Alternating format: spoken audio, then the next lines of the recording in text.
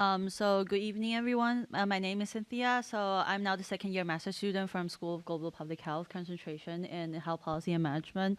So I'm glad to be here today, and I would like to share with you about my journey with the NYU Center for the Study of Asian American Health, and also the Center of Early Childhood Health and Development, which we work with the Asian American young adults with their mental health interventions plans.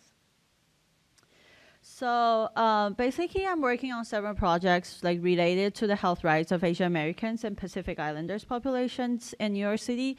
So most of my research is focusing on mental health intervention projects for minority children and their families, especially on Asian Americans young adults. So the project includes implementation strategy developments to broaden child mental health knowledge, and also the evidence-based intervention utilizations in diverse community-based organizations. So before walking into my experience, I would like to show you a poster from New York City government from 2022. And there are some slogans on the poster. They're talking about how Asian Americans community thinks during the pandemic. So here's the number. The past 2 years have been a period of mourning, anger, and fear for Asian Americans communities. Hate crime against Asian Americans and Pacific Islanders in major cities across the nation has increased 169% in the first quarter of 2021 over the same period in 2022. So in our interview with some of the Asian Americans communities, they just talk about there is still fear of walking out and being victims of hate crime since now in the end of 2022.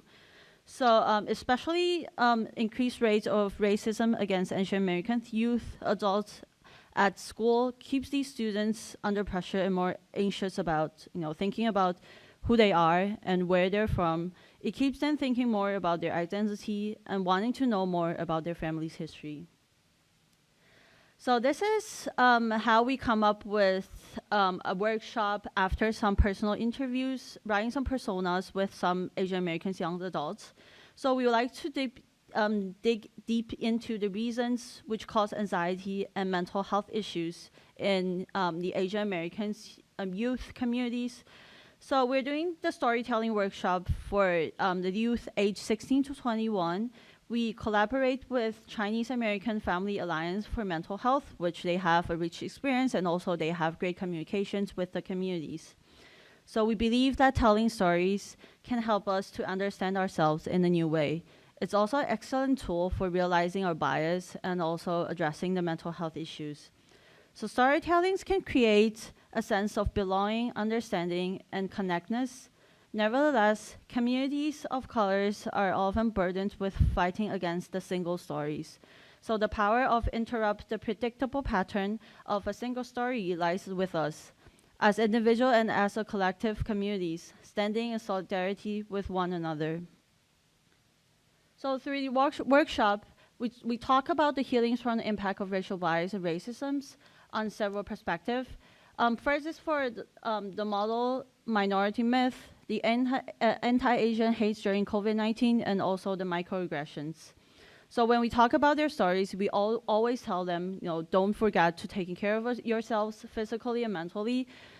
Talking of stories was really hard, but it always takes courage, and also we encourage them to tell their personal stories, to whoever you think you're comfortable with and to your communities. So we think that every story matters. At the point when you talk to your stories, I think people can feel, the same feelings with you. So that's how the power of storytellings came out. So also we're talking about some part of the counter storytelling is one of the tools of social justice we want to share with you and also with the workshop. So we divided into some questions. We want them to asking about, what are the stories, what keep hearing, what do you think about hearing other stories? So I would like to share some of these stories I've heard in the workshop and I found really touching. These are stories about, the name of the Asian Americans. I remember as the symbol of the name is always significant, and also it's some of the family blessings for a new member. However, for some Asian Americans, the name you call must be just a name. because the actual name we think identifies ourselves is always hidden. Some of the names were given only by doctors at birth or teachers in the class, just because the name they gave was much easier to pronounce. So as Asian American students, I think we can always feel the awkward atmosphere whenever the teacher pauses when they call in a row. Then I know it wasn't my name, which is too hard to pronounce. As a community of Asian Americans, we have certain shared experience. While that's true, it's important to pay attention to acknowledge and share that there are critical differences in each of our unique stories. So each of our stories contributes to creating a more complete pictures of our beautifully complex and diverse Asian Americans experience. One way to buffer the effects of experiencing racial bias and racism is grounding ourselves in our truth. We can take action against this by telling our stories. Sorry. So last, I want to share one of the words with one of the youth. He wants to be a writer. He wrote in the class. He said, ultimately, stories only get heard when you tell them, so tell them. When there are gaps in narratives, feel empowered to fill those gaps. When a single story is told over and over, feel empowered to tell new stories. There is power in storytelling, in telling our own stories and listening to the stories of others.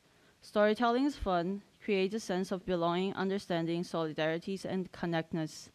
So just like being a 2022 Human Rights Fellowship here, what I learned from everyone is trying to express my feeling and my thoughts. I believe that telling stories is essential. Whether it is about you, your families, or something that admires you, please speak out and tell the stories. One day when everyone is willing to share and to be open-minded will be a significant change and impact to the world. Thank you for your listening, and I wish you a wonderful night.